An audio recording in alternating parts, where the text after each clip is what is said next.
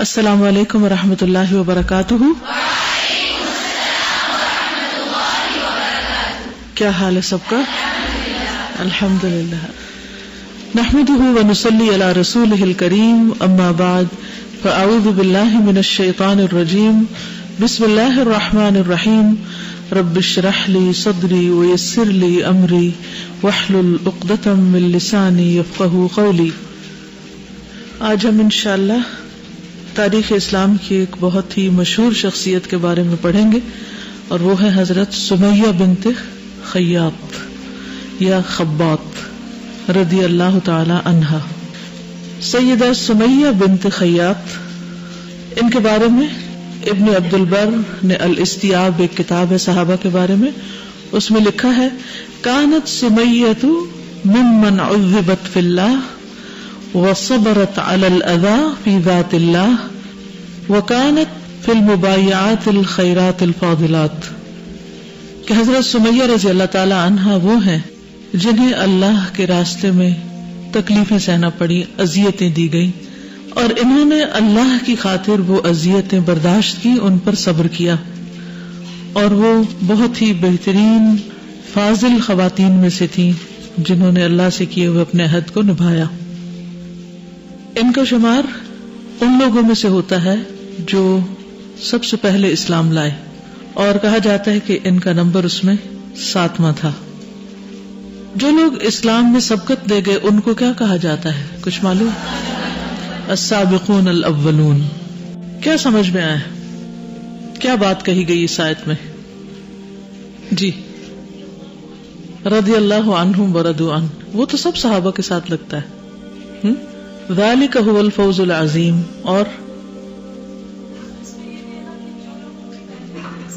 جو لوگ ان کی پیروی کریں احسان کے ساتھ اور ہر نیکی کے کام میں سبقت لے جائیں، آگے بڑھ جائیں، تو ان کے لیے بھی وہی اجر ہے جو پہلوں کے لیے تھا،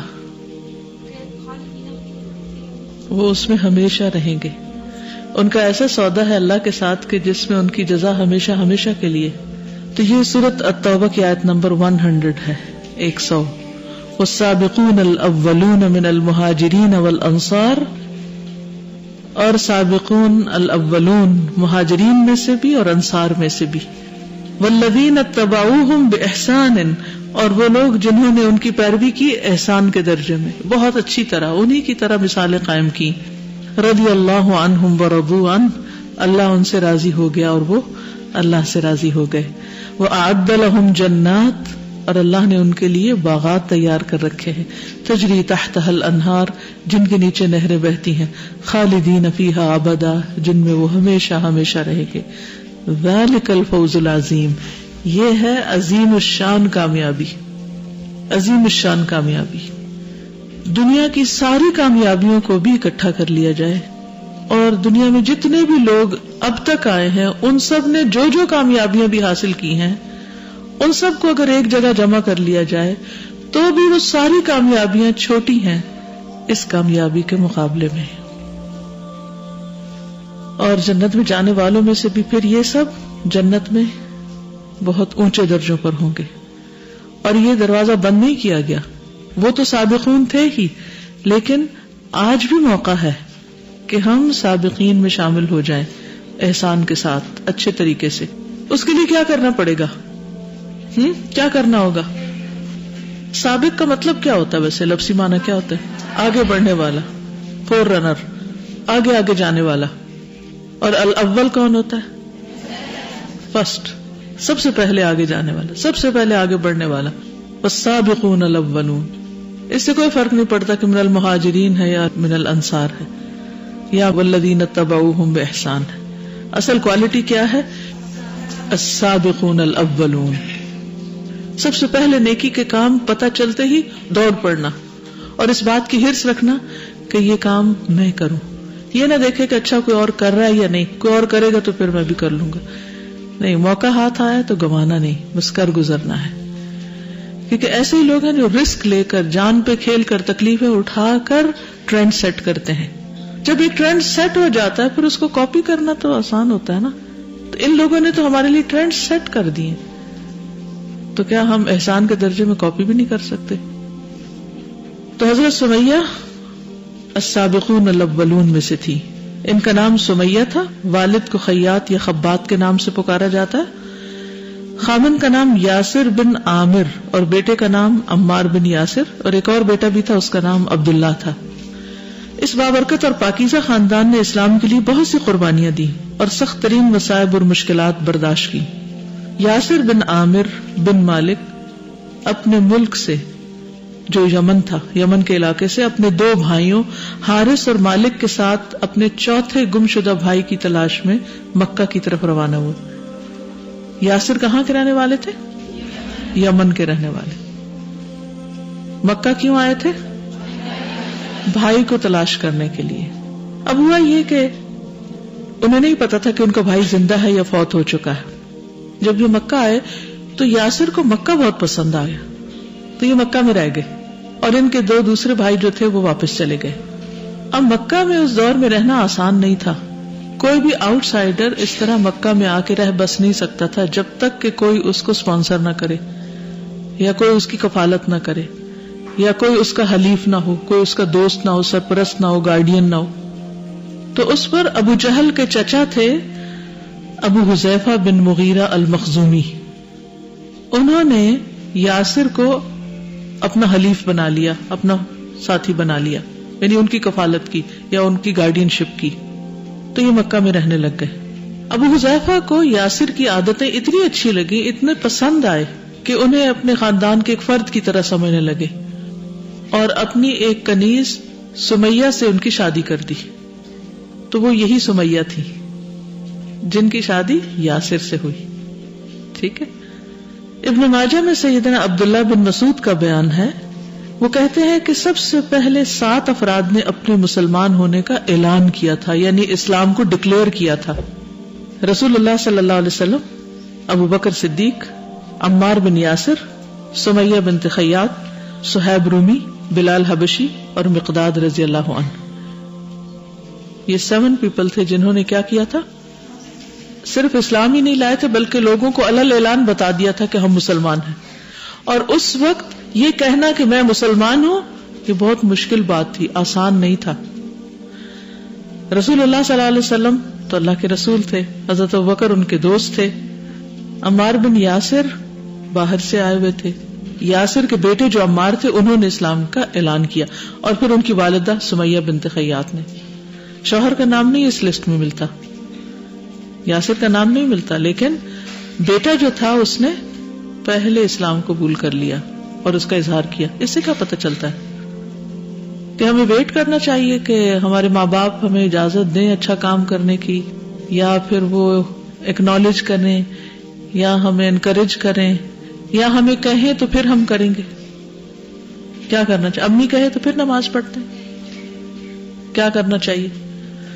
امی کے بلانے پہ آنا چاہیے کہ مؤذن کے بلانے پہ؟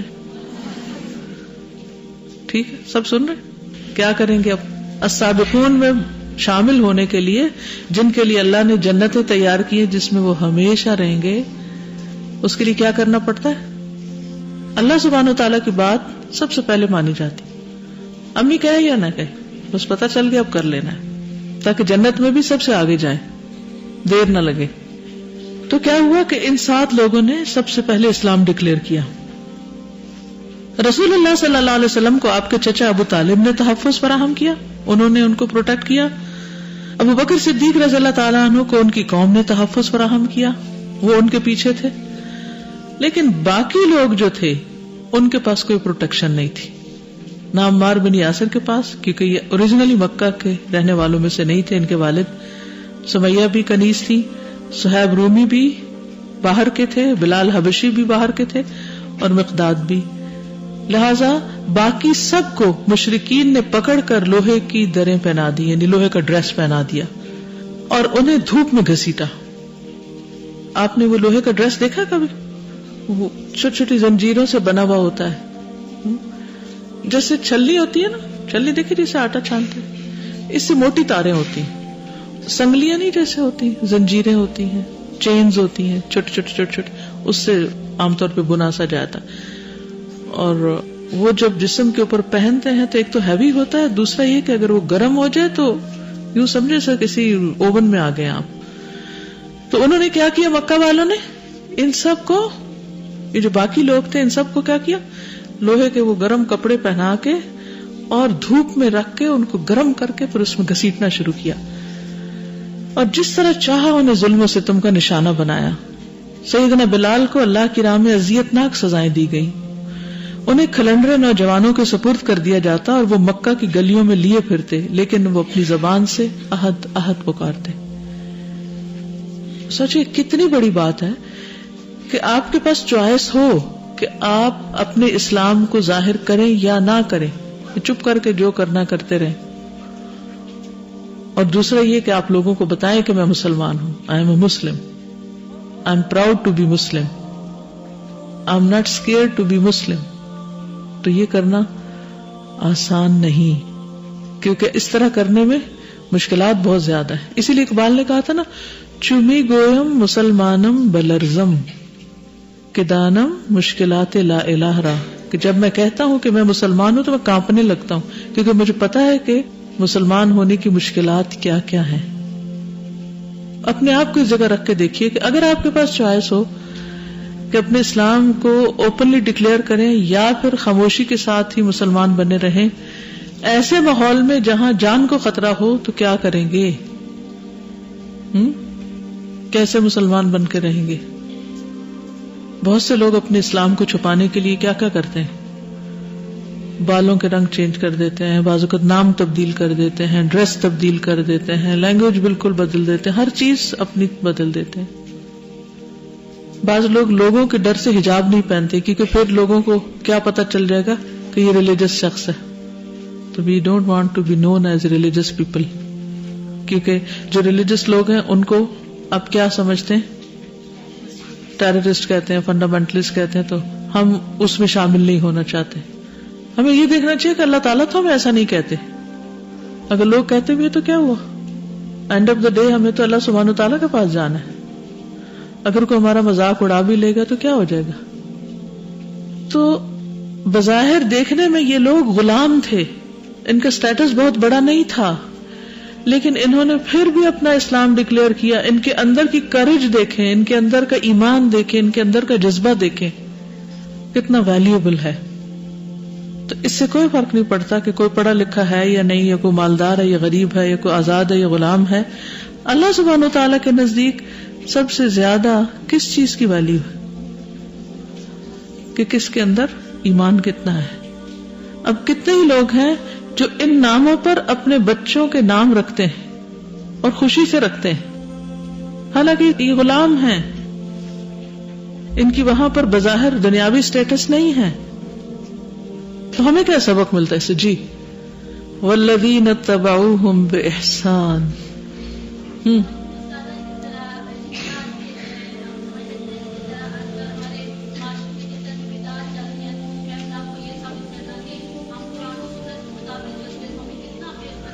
بالکل، یعنی کوئی بھی آپ جب چاہے اسلام کا اظہار ہو یا عبادات کا ہو، بعض لوگ تو لوگوں کے ڈر سے نماز بھی نہیں پڑھتے. کوئی شادی بیاہ ہو یا کچھ ہو تو ہے لوگ کیا کہیں گے. تو پھر والذین اتبعوہم بإحسان تو نہیں ہوا نا. یہ کیا خیال ہے؟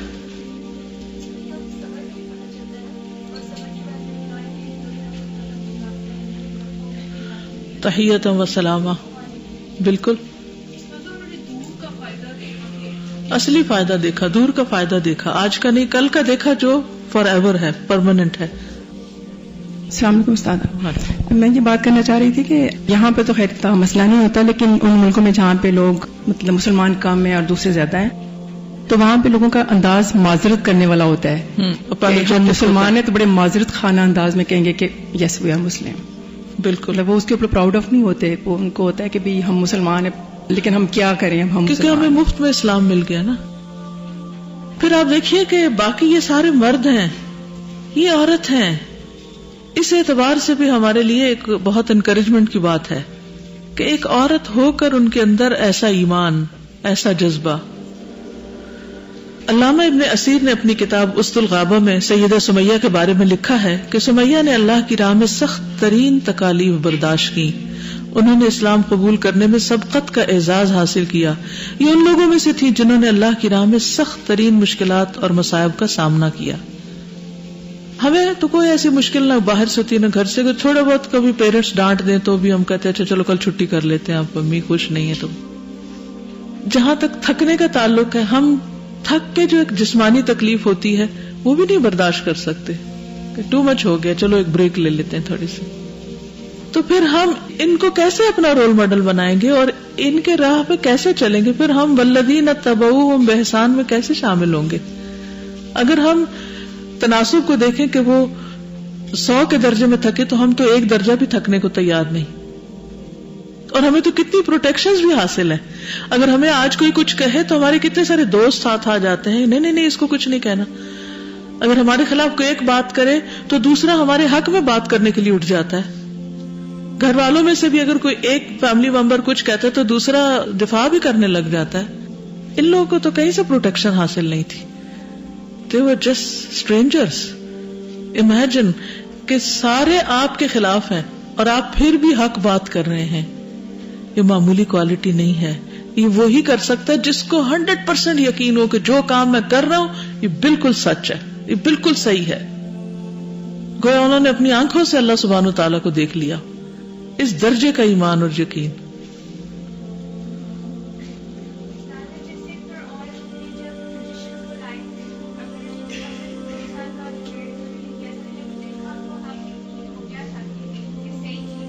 بالکل. قریش آل یاسر کو ایذا رسانے میں حد سے بڑھ گئے. یعنی قریش نے باقیوں کو چھوڑ کے, ان کی چونکہ فیملی مسلمان ہو گئی تھی, یاسر مسلمان ہوئے, ان کے بیٹے عمار مسلمان ہوئے, مدر مسلمان ہوئی, تو وہ ایز اے فیملی ان کو بہت ٹارچر کرنے لگے. ان کے جلادوں نے تو دہشت پھیلا دی. وہ یاسر, عمار اور سمیہ کو تپتی ہوئی دھوپ میں لے جاتے اور انہیں جلتی ہوئی ریت پہ لٹاتے, تپتی ہوئی ریت کے اوپر لٹا دیتے تھے, اور ان سے مطالبہ کرتے کہ تم اس شریعت کا انکار کر دو جو رسول اللہ صلی اللہ علیہ وسلم لے کر آئے.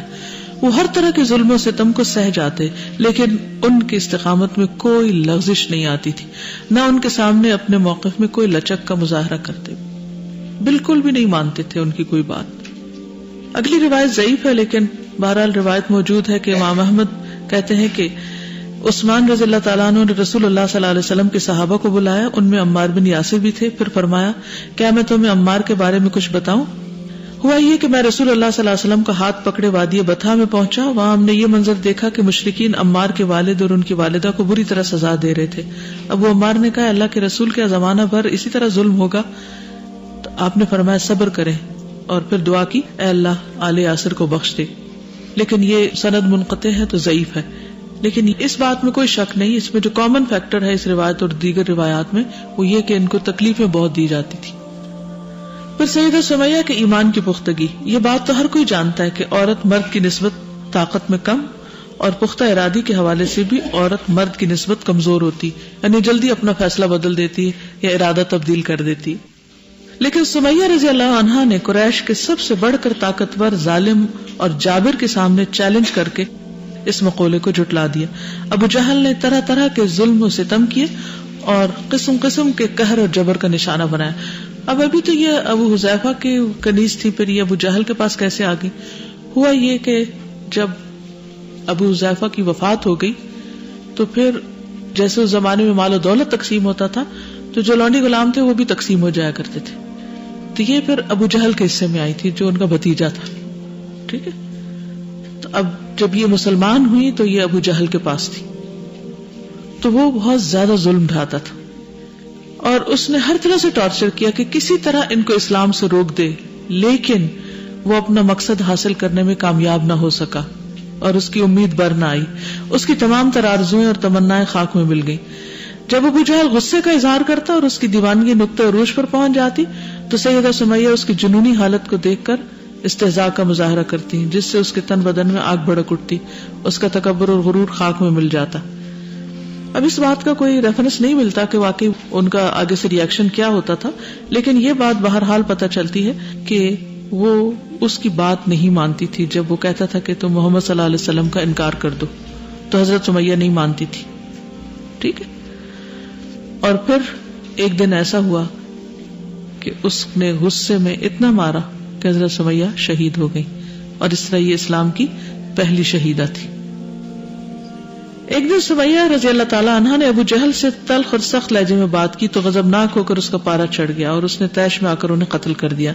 امام احمد کہتے ہیں اول شہید کان فی الاسلام استشہد ام عمار سمیۃ تانا ابو جہل بحربۃ فی قلبها۔ تاریخ اسلام کا پہلا شہید جس نے جام شہادت نوش کیا وہ عمار کی والدہ سمیہ ہے۔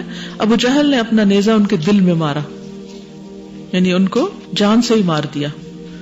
سمیہ اپنے رب کی طرف خوشی خوشی چلی گئی، وہ مکہ کے گرم علاقے اور تپتے ہوئے صحرا سے اس جنت کی طرف منتقل ہو گئی۔ یعنی ابو جہل نے بظاہر ان کی زندگی ختم کی، لیکن مرنے کے بعد وہ کہاں چلی گئی؟ شہید ہو کر جنت میں چلی گئی، جس کی وسعت آسمان و زمین کے برابر ہے اور وہ متقی لوگوں کے لیے تیار کی گئی ہے۔ اس میں ایسی نعمتیں ہیں جو کسی آنکھ نے نہیں دیکھی، اور نہ ہی ان کا نام کسی کان نے سنا، نہ ہی اس کا خیال کسی انسان کے دل میں آ سکا۔ یعنی دنیا میں کوئی بھی شخص جنت کی کاپی نہیں کر سکتا۔ اللہ نے اس کو اتنا چھپا کے رکھا ہوا ہے کہ کوئی یہاں اس کی نقل بھی نہیں اتار سکتا۔ بعض اوقات ایسا ہوتا ہے نا کہ کوئی ڈیزائنر کی چیز ہوتی ہے، وہ بہت ہی ایکسپینسو مہنگی ہوتی ہے، لیکن پھر وہ ڈیزائن چوری ہو جاتا ہے اور اس جیسی نکالی کی چیزیں بننے لگتی ہیں۔ تو جنت ایسی چیز ہے کہ جس کے بارے میں اللہ سبحانہ وتعالیٰ نے کسی کو خیال بھی نہیں آنے دیا، تاکہ جب لوگ اس کو دیکھیں تو ایک دم دیکھ کر واہ خوش ہو جائیں، اور وہ وہاں پر نئی چیزیں بھی دیکھیں گے اور کچھ ایسی چیزیں بھی دیکھیں گے جن سے ملتی جلتی چیزیں دنیا میں ہوں گی، وہ تو بھی متشابہہ ریزیمبلنس بھی ہوگی۔ یعنی ایک ہوتا ہے کہ ایسی نئی چیز کہ جو اتنی نئی ہو کہ انسان کی طبیعت پہ بھاری ہو جائے، انسان اس سے خوف کھانے لگے۔ جب آپ کوئی بالکل ایسی چیز دیکھتے ہیں جو کبھی نہیں پہلے دیکھی ہو تو کیا ہوتا ہے؟ آپ اس کے پاس نہیں جاتے۔ کوئی بالکل نئے ٹیسٹ کا کھانا کھانا پڑے تو آپ کو مشکل لگتا ہے کہ we are not used to, تو ایسی وحشت بھی نہیں ہوگی، لیکن خوبصورتی بھی بے مثال ہوگی۔ سیدہ سمیہ کے قاتل کو افراح کے دو بیٹوں نے بری طرح قتل کیا، یعنی ابو جہل کو۔ کب ہوا تھا یہ؟ ابو جہل کب مارا گیا تھا؟ جنگ بدر میں، ٹھیک ہے، جنگ بدر میں۔ پھر عبداللہ بن مسعود اس کے لاشے کے پاس سے گزرے، اس میں بھی زندگی کی رمق باقی تھی، انہوں نے اسے اپنے پاؤں سے ٹھوکر ماری، پھر اس کا سر کاٹ کر رسول اللہ صلی اللہ علیہ وسلم کی خدمت میں حاضر ہوا۔ جب آپ نے اسے دیکھا تو اللہ کا شکر ادا کیا اور حکم دیا کہ قریش کے جتنے زعماء بھی مارے گئے ہیں ان کی لاشوں کو قلیب نامی کنویں میں پھینک دو۔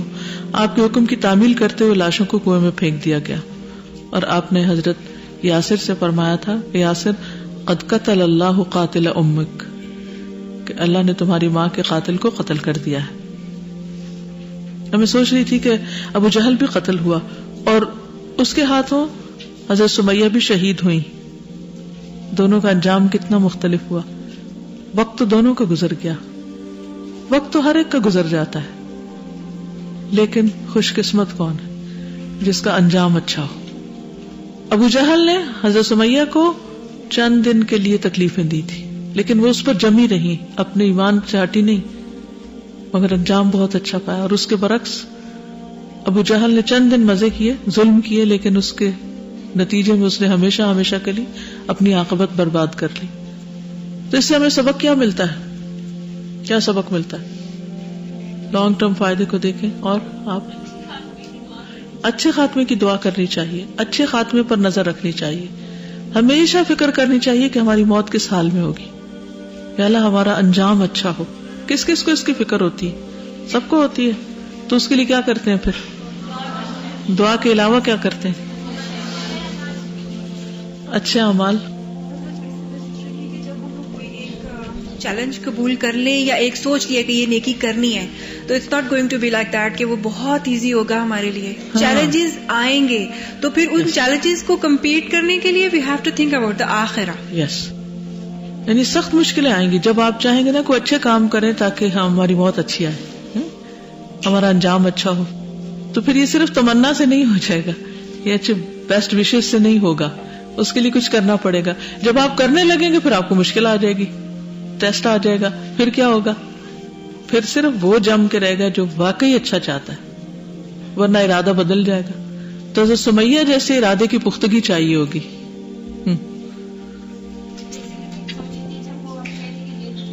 ریت پہ لٹاتے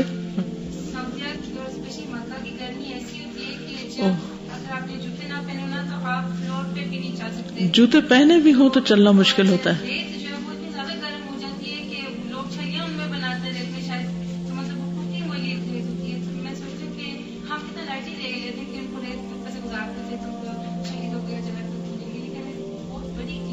بالکل. کبھی رش ہوتا ہے نا مکہ میں گرمی میں، آپ کو باہر صحن میں نماز پڑھنی پڑتی ہے، یا یعنی سجدہ کرے تو نیچے پوری طرح سر رکھنا مشکل ہوتا ہے، پاؤں نہیں رکھے جاتے. بالکل.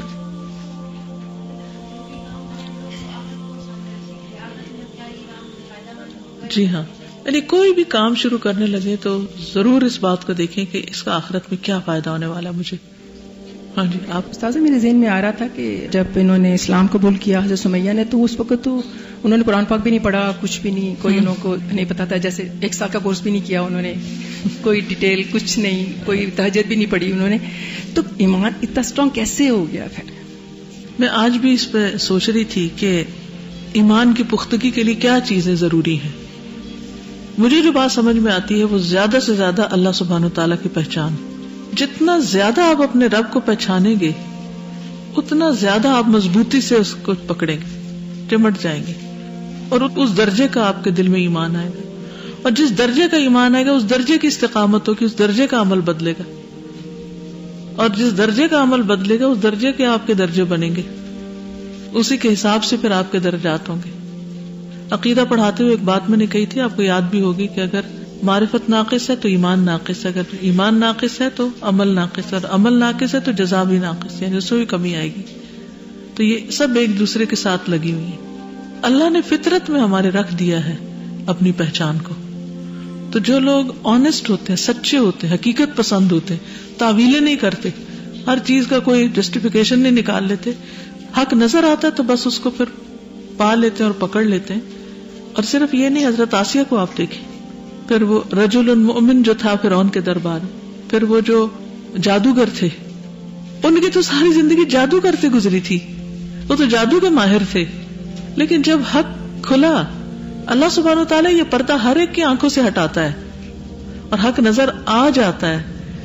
لیکن کچھ لوگ کیا کرتے ہیں، اس کو پھر پکڑ لیتے ہیں، اور کچھ کیا کرتے ہیں، واپس پلٹ جاتے ہیں. ان کی مثال کیا ہے؟ اس کی بھی مثال قرآن مجید میں ہے. یس، نمرود، اس کو بھی سمجھ آ گیا تھا، لیکن پھر یکایک فبہت الذی کفر، وہ جو حیرانی کا ٹائم تھا نا، وہ دراصل پردہ اٹھنے کا ٹائم تھا. تو اللہ سبحانہ وتعالیٰ ہر ایک کی آنکھوں سے پردہ ہٹاتے ہیں، اس کو موقع دیتے ہیں، لیکن پھر ہم کبھی سستی کے مارے، کبھی دنیا کی محبت میں، کوئی بھی ریزن ہو، ہم پھر واپس پلٹ جاتے ہیں. استاذہ اسی لیے نا علماء نے ایمان کے جو تقاضے لکھے اس میں ایک چیز لکھی ایکسیپٹنس، کہ ایکسیپٹنس آپ کی کتنی ہے. تو ایسے لگ رہا تھا کہ ان کی ایکسیپٹنس لیول اتنا زیادہ تھا کہ ایمان کو وہ ایسے ایکسیپٹ کر لیتے تھے کہ پھر وہ سب سے پریورٹی وہ ہو جاتی تھی. بالکل. جب تک وہ ایکسیپٹنس نہیں ہو، کیونکہ بعض اوقات حق سمجھ بھی آتا ہے لیکن ہم اسے ایکسیپٹ نہیں کرتے، جب تک وہ قبولیت نہ ہو تو پھر بات نہیں بنتی. جی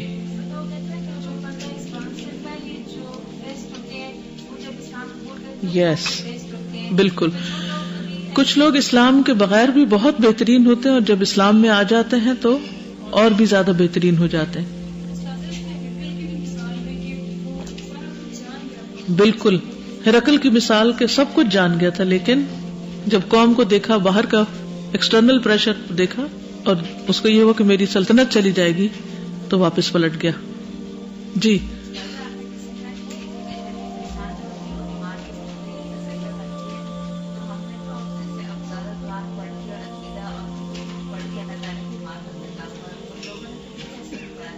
لیکن ان کا ایکسپٹنس لیول آپ سے زیادہ تھا. ہم پڑھتے ہیں، جانتے ہیں، ایکسپٹ کرنے میں حائل کیا چیز ہے؟ کبھی سوچا ہم نے؟ نفس حائل ہے، اور دنیا کی اٹریکشنز، کوئی بھی چیز، ہر ایک کا فتنہ الگ ہے. آپ اپنے لیے سوچیں کہ کون سی چیز آپ کو روکتی ہے.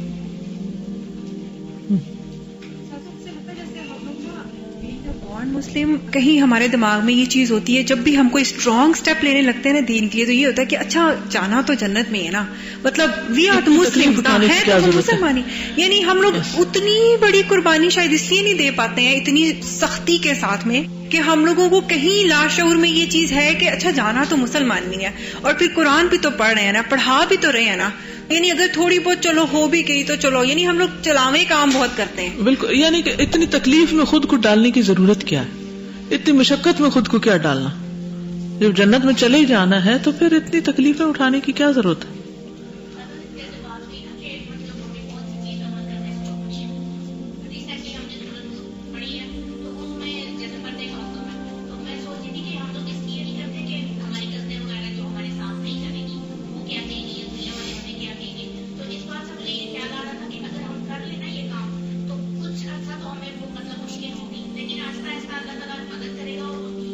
دوسری ایکسپٹ کر لیں گے لوگ.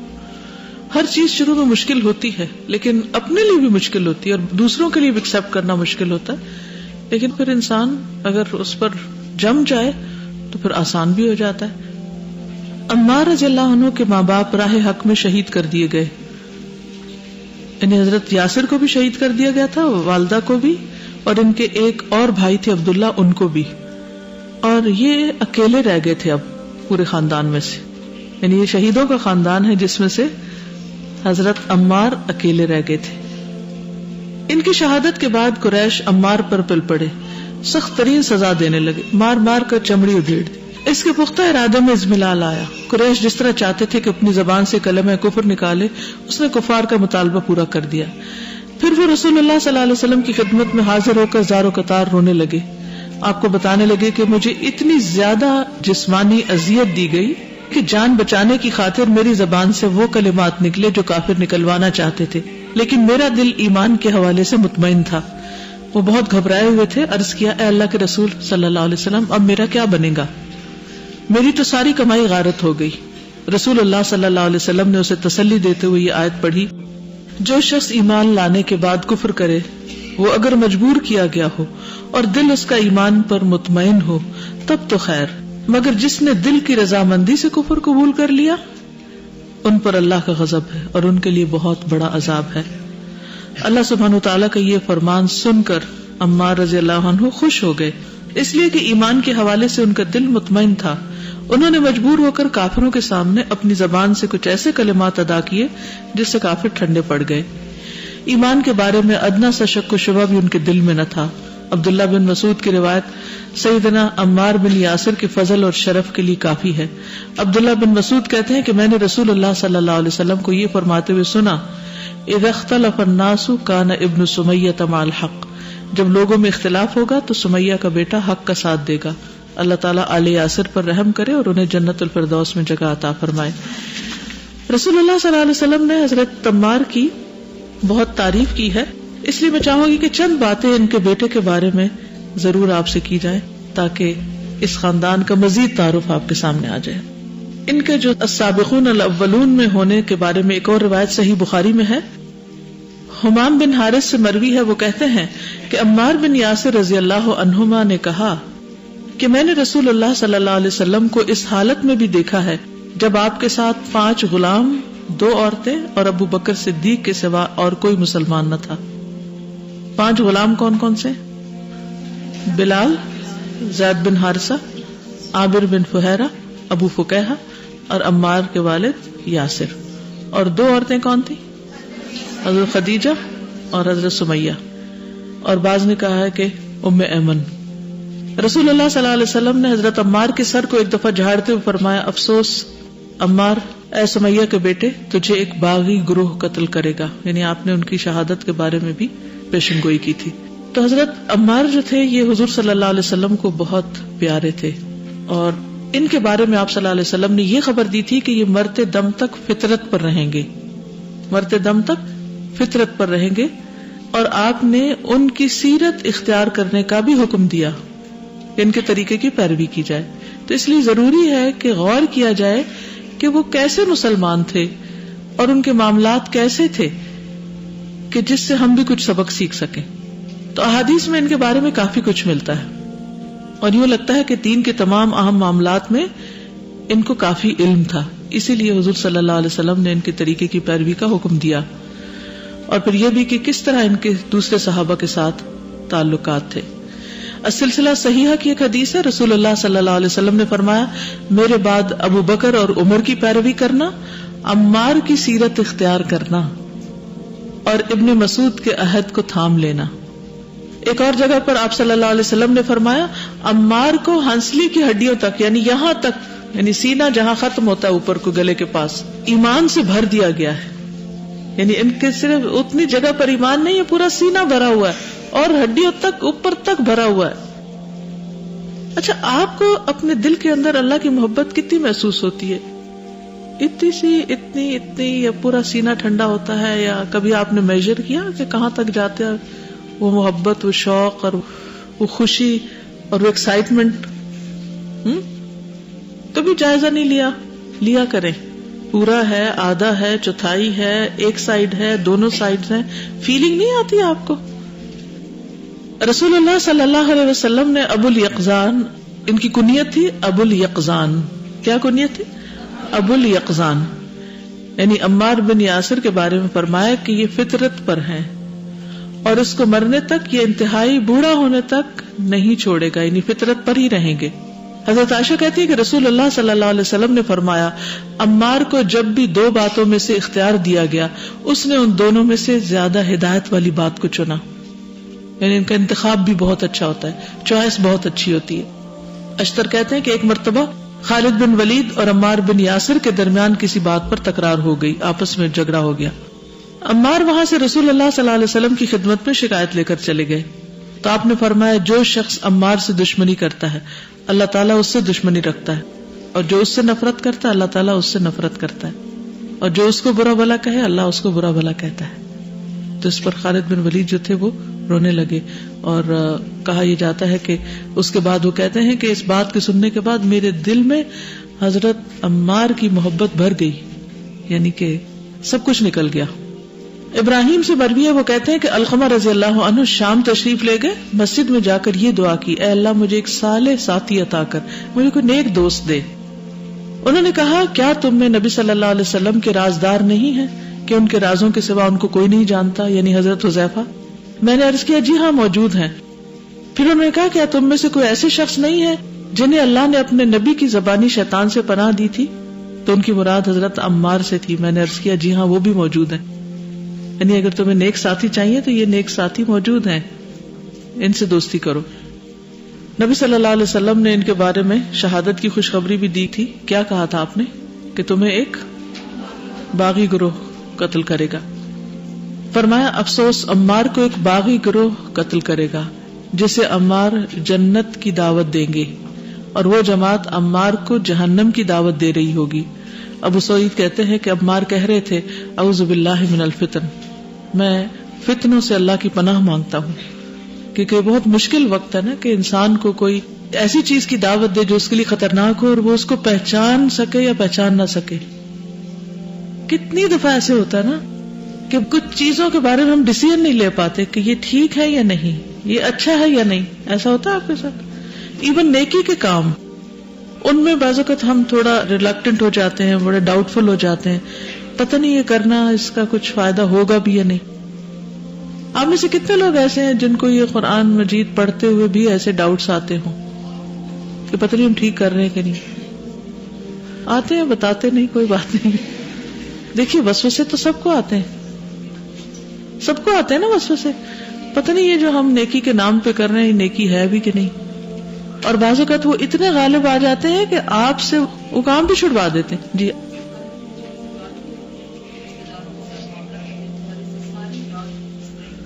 وہی خیال بار بار ذہن، یعنی دو کاموں کے اندر نا مجھے یہ نہیں سمجھ آ رہی تھی کہ کیا معاملہ کرنا چاہیے، مجھے کس چیز کو ترجیح دینا ہے۔ اور رات بھی ساری پھر میں نے یہ سوچا کہ اچھا اگر میری موت کل ہو جائے، مجھے پتا چلے کل میں نے مرنا ہے، اور اس وقت پھر مجھے اختیار دیا جائے کہ میں کیا کروں، تو کیا میں یہ نیکی چھوڑ دوں گی صرف اس وجہ سے کہ ان کا رویہ یہ ہے اور فلاں وقت یہ ہوا، اور تو پھر مجھے سمجھ آ گئی الحمدللہ مجھے کیا فیصلہ کرنا ہے۔ تو یہی ہے کہ ایسا ہوتا ہے کچھ دن گزرنے کے بعد مجھے بالکل ایسا لگتا ہے کہ میں جو کچھ کر رہی ہوں یہ کس کے لیے ہے اور فائدہ نہیں، شاید یہ ہوتا ہے، یہ سب کے ساتھ ہوتا ہے۔ کوئی بھی نیکی کا کام صرف یہ نہیں کہ قرآن مجید پڑھنا یا جو کچھ آپ کر رہے ہیں، کوئی بھی شروع کر لیں کام، آپ کہیں بھی کر لیں، کچھ بھی کر لیں، نماز پڑھنے کے بعد خیال نہیں آتا پتہ نہیں قبول ہوئی ہے کہ نہیں، اور رمضان گزرنے کے بعد، حج کرنے کے بعد، کوئی صدقہ خیرات کرنے کے بعد، ہر نیکی کے بعد شیطان دل میں وسوسہ ڈالتا ہے کہ اس کی کوئی ضرورت تھی بھی کہ نہیں، پتہ نہیں ٹھیک کیا کہ نہیں. ایون صدقہ دینے کے بعد شیطان دل میں کیا خیال ڈالتا ہے، پتہ نہیں یہ ڈیزرونگ تھا بھی کہ نہیں. یہ خیال آیا کبھی آپ کو؟ یہ کیا کرنا چاہیے، کس کی سننی چاہیے؟ مثلاً آپ صدقے کے ڈبے میں مثلاً صدقہ ڈال رہے فار ایگزامپل، پتہ نہیں ٹھیک جگہ لگائیں گے کہ نہیں، ہاں پتہ نہیں کیا ہوگا. اور بعض اوقات تو یہ پھر وسوسہ اتنا اسٹرانگ ہوتا ہے کہ انسان اس راستے سے بھی ہٹ جاتا ہے کہ نہیں نہیں چھوڑو اس کو، چھوڑ دو اس چیز کو، چھوڑوا بھی دیتا ہے شیطان اس کو. ہاں یہ خیال تو اکثر ہی ڈالتا ہے کہ ریاکاری ہو گئی تو ریاکاری سے تو عمل برباد ہو جائے گا، اور جب وہ ہو جائے گا تو بہتر ہے کہ پھر کرو ہی نہ. تو ان سب چیزوں کو شیطانی وسوسہ سمجھ کر اس وقت سوچا کریں کہ میرے پاس اس وقت نیکی کا یہی موقع ہے اور مجھے یہی کرنا ہے، جب کوئی اور موقع ہاتھ آئے گا تو پھر وہ کر لوں گی، فی الحال تو مجھے اس موقع کو نہیں گنوانا.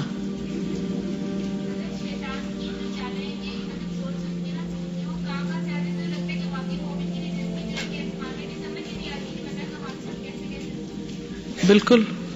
پھر آپ صلی اللہ علیہ وسلم نے یہ بھی پیشن گوئی کی تھی کہ عمار کو قتل کرنے والا اور اس کا سامان چھیننے والا جہنم میں جائے گا. اور نبی صلی اللہ علیہ وسلم کے بہت محبوب تھے. ایک دفعہ وہ آپ کی خدمت میں حاضر ہوئے، اجازت مانگی، آپ نے فرمایا اسے آنے دو. مرحباً بالطیب المطیب، مرحباً بالطیب المطیب، مرحبا ویلکم اس شخص کو جو پاک ہے اور اسے پاک بنایا گیا. ایک مرتبہ یہ حضور صلی اللہ علیہ وسلم کی خدمت میں حاضر ہوئے اور آپ نماز پڑھ رہے تھے، تو نبی صلی اللہ علیہ وسلم نے نماز میں ہی ان کو سلام کا جواب دیا. یہ اس وقت کی بات ہوگی بہت اول دنوں کی جب نماز میں سلام کی اجازت تھی کہ جواب دیا جائے. پھر نبی صلی اللہ علیہ وسلم کا ان کے بیٹے کی عیادت کرنا اور ان کو دعا دینا. کہتے ہیں کہ ان کا ایک بیٹا بیمار تھا تو آپ عیادت کے لیے تشریف لے گئے اور آپ نے دعا کی، اکشف البأس رب الناس الہ الناس، اے تمام لوگوں کے رب، سب انسانوں کے معبود، آپ یہ اس کی بیماری دور فرما دیجئے. پھر دوسرے صحابہ کو بھی پتا تھا کہ حضور صلی اللہ علیہ وسلم ان سے بہت محبت کرتے ہیں. موت کے وقت عمرو بن العاص پر شدید گھبراہٹ طاری ہوئی. ان کے بیٹے عبداللہ نے کیفیت دیکھی تو پوچھا، اے ابو عبداللہ یہ گھبراہٹ کیسی؟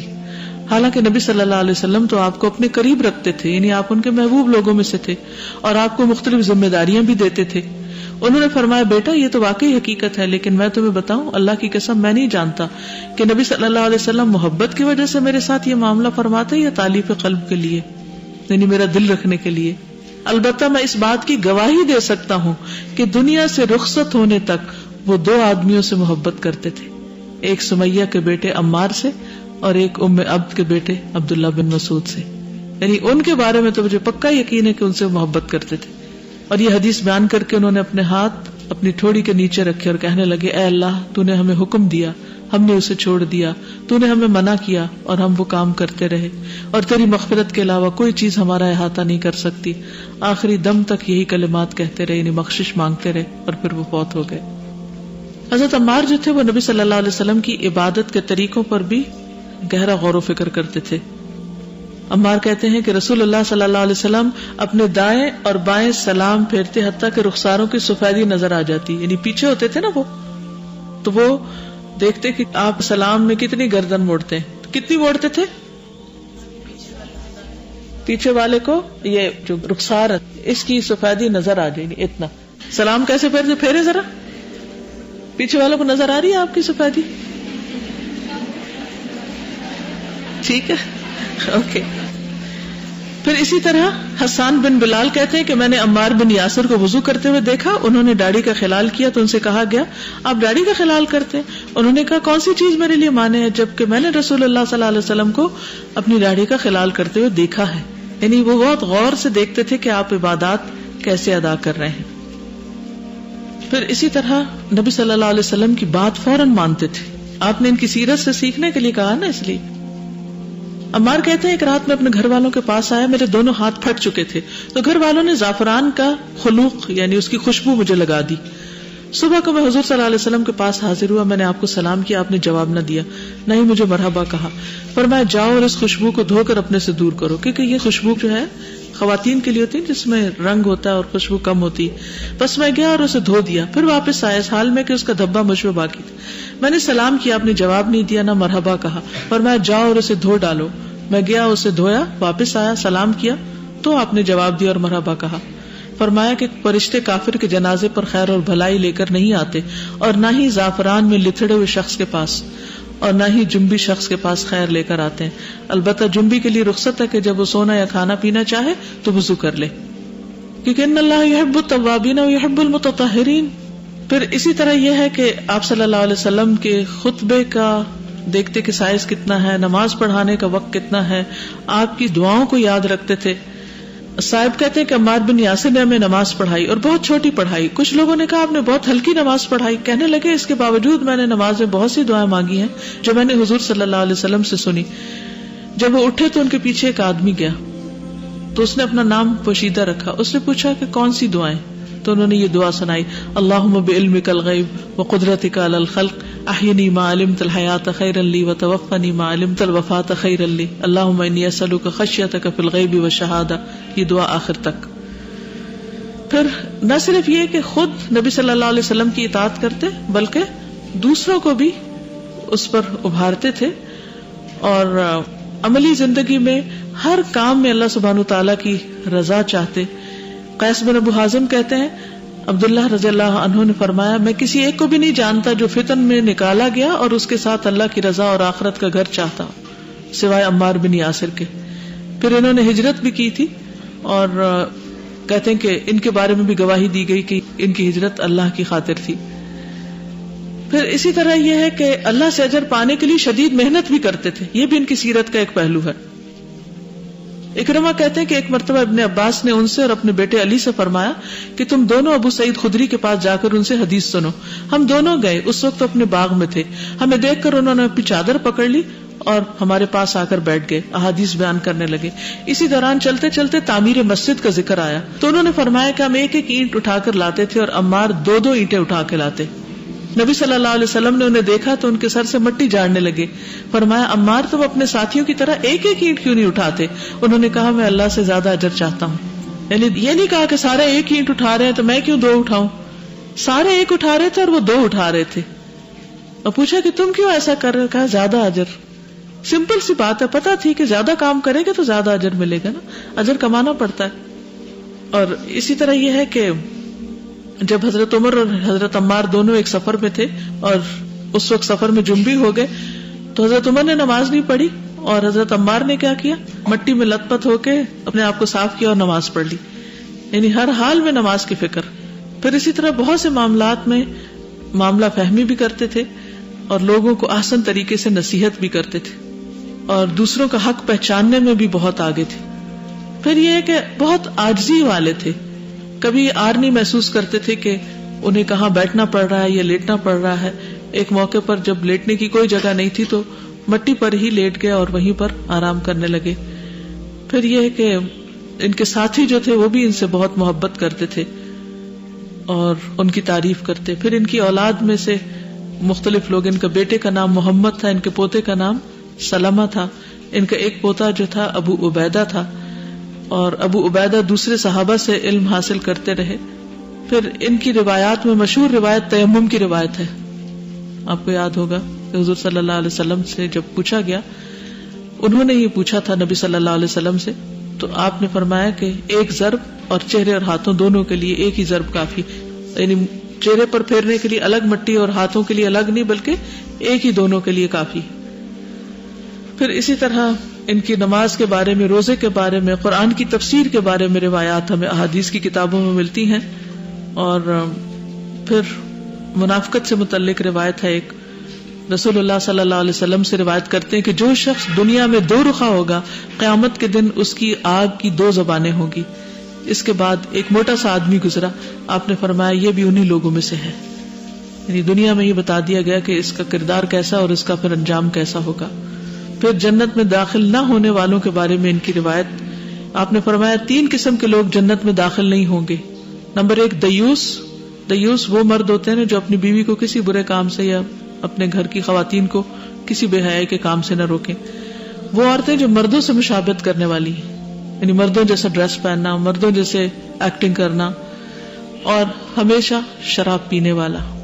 تو یہ روایات اور اس کے علاوہ بھی کچھ روایات ہیں جو حضرت عمار سے ہیں. تو حضرت عمار کی زندگی اور ان کی سیرت اختیار کرنے کا اگر حکم دیا گیا تو 3 مجھے اہم باتیں بتائیے ان کی زندگی کی جو ابھی آپ نے سنی کہ ان کے کردار میں کیا تھا، کیسے تھے. زیادہ اجر پانے کے لیے زیادہ محنت کرتے تھے. چوائس ملتی 2 چیزوں میں سے تو ہدایت کو چوز کرتے. آپ صلی اللہ علیہ وسلم کی بات فوراً مانتے تھے. ہاں. دوسروں کو بھی اطاعت پر ابھارتے. عاجزی بہت تھی، ہر حال میں نماز کی پابندی کرتے. ان کی شہادت کی خوشخبری بھی آپ صلی اللہ علیہ وسلم نے دی تھی. بہرحال یہ ہیں حضرت سمیہ اور یہ ہیں ان کے بیٹے. اولاد جو ہوتی ہے والدین کے لیے صدقہ جاریہ ہوتی ہے.